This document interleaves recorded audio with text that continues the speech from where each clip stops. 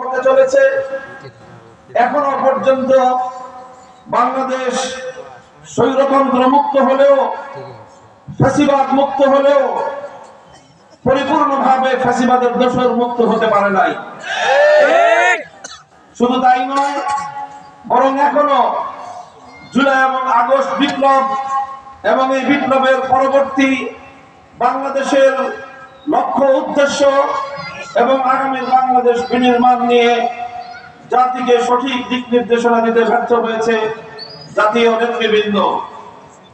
আমরা আশঙ্কা করছি যেমনি ভাবে 1971 সালে মহান মুক্তিযুদ্ধের মাধ্যমে বাংলাদেশ স্বাধীনতা অর্জন করার কিছুদিনের মধ্যেই 72-এর বিতর্কিত গোলামীর দাসখত ভারতীয় আধিপত্যবাদের চরম পরাকাষ্ঠা প্রদর্শন করে রচিত